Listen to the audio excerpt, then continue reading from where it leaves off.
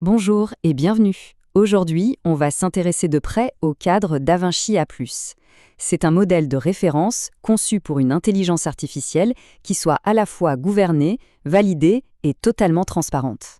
Alors voici notre parcours. On va commencer par le problème de fond, ce qu'on appelle l'écart de gouvernance de l'IA. Ensuite, on verra comment le cadre DaVinci IA+ y répond. On plongera dans son architecture à 3 couches, puis on explorera la supervision et la traçabilité. Et on terminera sur un point crucial, l'alignement avec les réglementations. Allez, on attaque sans plus attendre le cœur du sujet, le risque que représente une IA qui n'est pas correctement structurée. Le fait est là, aujourd'hui, des systèmes d'IA sont au cœur de décisions très importantes. Le problème, ils fonctionnent souvent sans un cadre clair, sans une structure qui permettrait de savoir exactement ce qu'ils font et pourquoi. C'est un vrai gouffre en matière de gouvernance, surtout dans des environnements complexes où plusieurs IA interagissent. Imaginez, ça peut vite devenir incontrôlable. Et c'est justement pour combler ce manque, pour apporter cette structure, que le cadre DaVinci A+ a été imaginé. Alors, qu'est-ce que c'est concrètement ? Il faut le voir comme une armature, un squelette de gouvernance qu'on vient poser sur un système d'IA. Son but est simple, forcer la structure, la responsabilité et surtout la production de preuves. Ce n'est pas un concept abstrait, c'est un outil très pratique pour que chaque décision de l'IA soit compréhensible et justifiable. Et attention, il y a un point vraiment essentiel à comprendre. DaVinci AI+, ce n'est pas un logiciel à acheter ni une autorité de certification. C'est une méthode, une approche, un guide, qui vient renforcer les processus existants. C'est une couche de gouvernance qui fonctionne peu importe la technologie utilisée. Bon, maintenant la question qui se pose, c'est comment ça marche ? Comment ce cadre arrive-t-il à imposer cette fameuse structure ? Eh bien, tout est dans son architecture. Le principe est à la fois élégant et robuste. L'architecture du cadre s'appuie sur 3 couches de gouvernance qui sont parfaitement interconnectées. Alors ces 3 couches, les voici. D'abord, l'identité et l'intention.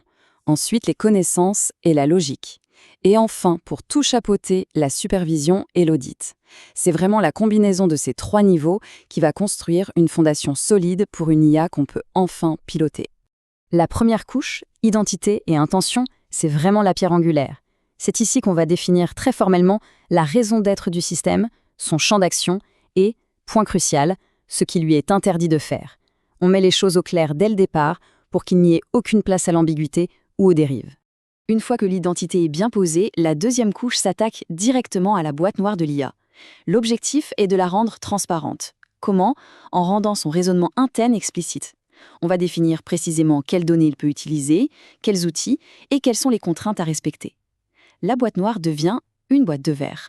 Et pour finir, la troisième couche vient tout verrouiller. C'est celle de la supervision humaine. On y intègre des points de contrôle obligatoires, des procédures d'escalade très claires en cas de situation imprévue et bien sûr, un journal d'audit qui enregistre absolument tout.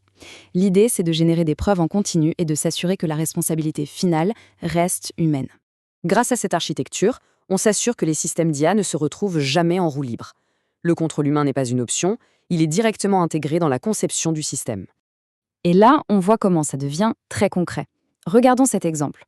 Si le système rencontre une situation d'incertitude élevée, il ne peut pas décider seul. Hop, une alerte est lancée et le cas est transmis au responsable qualité qui doit exiger une justification. On passe d'un principe abstrait à une procédure d'entreprise claire et vérifiable.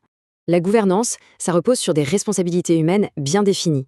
Il y a des rôles identifiables avec des missions claires qui sont en charge du système tout au long de sa vie. Comme ça, on sait toujours qui est le pilote dans l'avion. Mettre en place une telle approche, ce n'est pas seulement une bonne pratique de gestion, c'est aussi et surtout une manière de se préparer à ce qui nous attend. En fait, DaVinci AI+ n'est pas un concept isolé.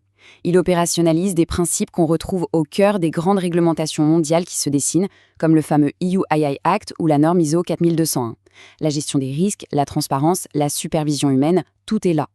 En adoptant ce cadre, une organisation ne fait pas que mieux travailler, elle construit activement la preuve de sa future conformité. C'est là qu'on assiste à un véritable changement de paradigme. L'IA n'est plus vue comme une capacité un peu instable qu'il faut gérer en mode défensif, mais comme un véritable actif de l'entreprise, gouverné avec la même rigueur que n'importe quel autre système critique. La philosophie derrière tout ça est assez simple. Il faut mettre de l'ordre avant de vouloir grandir, de la clarté avant d'affronter la complexité, et de la traçabilité avant même d'appuyer sur le bouton déployer. C'est ce qui rend l'innovation durable et responsable. Et cela nous laisse avec une question finale, qui est absolument fondamentale. Sans une structure formelle de ce type, les initiatives d'IA représentent-elles un atout réellement maîtrisé ou un risque latent qui n'attend que le bon moment pour se manifester?